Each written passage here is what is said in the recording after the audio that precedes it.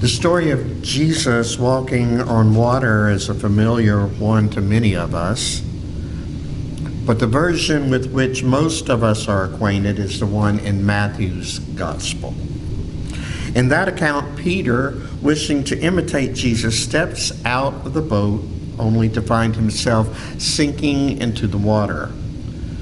But fortunately for him, Jesus stretches out his hand and takes hold of Peter before he drowns.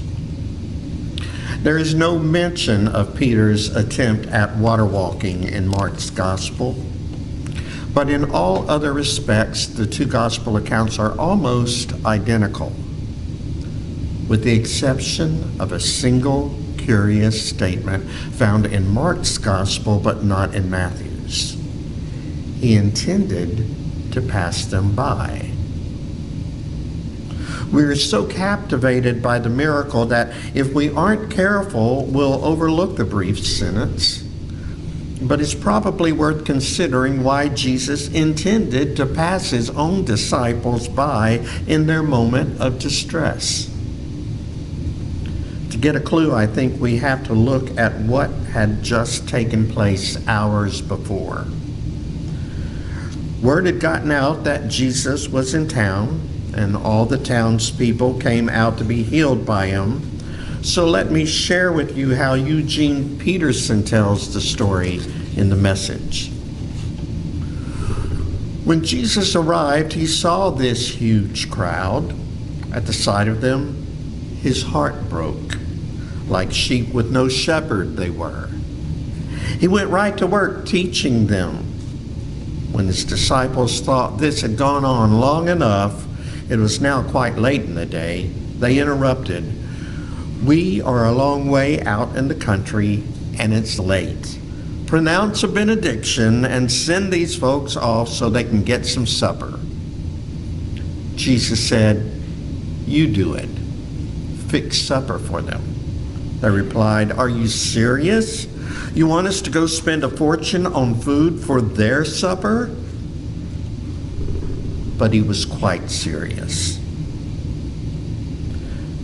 And then what follows is the familiar feeding of more than 5,000 people with just 5 loaves of bread and 2 fish, the only miracle recorded in all 4 Gospels. But did you catch the tone of the exchange between Jesus and his disciples before the feeding miracle? The disciples wanted to send the crowd away under the pretext that they have the crowd's best interests at heart. All these folks must be starving, they tell Jesus. Send them away to the nearby village so they can buy something to eat, they said, as if anyone had money to buy food. But Jesus sees through their words and says, "You feed them." And can't you just hear their self-righteous indignation when they exclaim, "Are you serious? You want us to go spend a fortune on food for their supper?" But he was quite serious, we read, and I imagine quite frustrated and disappointed in them. All of a sudden, Jesus found himself on one end of a spectrum where values of compassion and justice ruled the day, and he realized that not everyone in the room shared his values. Even his closest companions thought differently. They were willing to follow Jesus until it meant giving up their own resources to help a bunch of folks they didn't even know. It's not that they were selfish.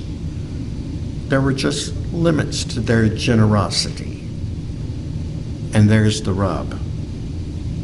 It's the same situation in which we find ourselves today. On one hand, you have hearts that are broken at the number of desperate refugees at our border seeking asylum. And on the other hand, you have folks afraid of the consequences that might come from being overrun by immigrants. On one hand, you have hearts that are broken by the number of deaths in the U.S. due to gun violence. And on the other hand, you have people afraid that gun laws might take away their right to bear arms. On one hand, you have people whose hearts are broken over African Americans who are incarcerated in state prisons across the country at more than 5 times the rate of whites. And on the other hand, you have people who believe if they didn't break the law, they wouldn't find themselves in prison. On the one hand, you have people whose hearts break at the number of folks in our city who are hungry and living on the streets. And on the other hand, you have people who say, "Are you serious, Jesus? You want us to go spend a fortune on food for their supper?" There are people all around us who are suffering. And Jesus is very serious when he tells us to tend to their needs. And I believe he is as disappointed and frustrated with us when we don't as he must have been with his disciples. But back to our story. I imagine in his frustration, he didn't even want to be around them anymore. So he sends them off in the boat to the other side of the lake. And he spends the time on his own in prayer. I can only imagine what his prayers must have sounded like. "How can you possibly expect me to work with these disciples, God? They don't have an ounce of compassion. They're surrounded by suffering, and they only care about themselves, God."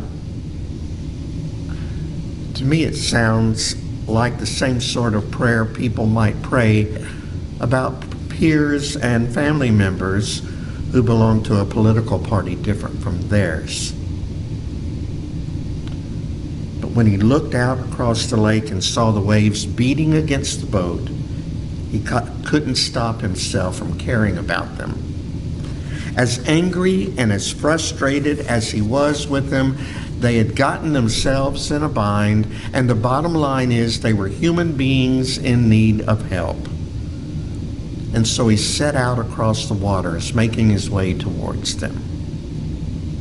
But he seems to be conflicted, because as he got nearer, it's almost as if he once again remembered their self-centered response to the hungry crowds.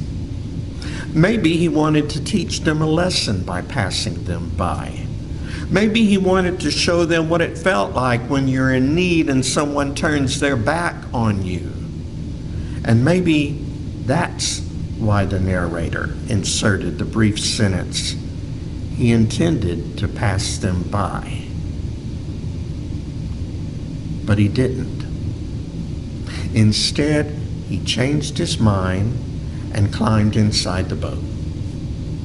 And when he got in the boat with them, the weather settled down. The gospel tells us that the winds ceased. Friends, if we ever want to experience anything other than the polarized bickering and fighting that seems to have become so much a part of our political landscape today, we've got to realize that we're in this together. And we've got to get in the boat with the very ones who hold a different opinion than we do. If we want the wind and weather of our social and political climate to settle down, we've got to let go of our demonizing views of the other person and recognize that they are human beings who are suffering too. We've got to be willing to walk on water if necessary to get to them and embrace them as the same members of God's family as are we. Not to change their minds, because that's unlikely to happen. Our gospel reading closes with the words that even though the disciples were utterly astounded, they still did not understand, and their hearts were hardened. It It would be a long time before their hearts would soften up enough to break open the way Jesus's had when he saw the crowds on the shore looking like sheep without a shepherd. But in the meantime, he would journey with them. That's what we need to do with each other. We need to journey with each other. Not in order to brilliantly deconstruct their obviously flawed opinions. We don't need to enlighten them. That's God's job. We need to journey with each other in order to lend a helping hand when we see the waves threatening to overwhelm our neighbor. And our neighbor is not just the person sitting in the pews with us. Our neighbor is the immigrant, the victim of gun violence, the incarcerated, and the hungry. Our neighbor is anyone who is in need. Jesus wants our hearts to break open along with his. May it happen. May our hearts break at the sight of suffering. And may we use the gifts and resources with which God has blessed us to ease the pain of others. Amen.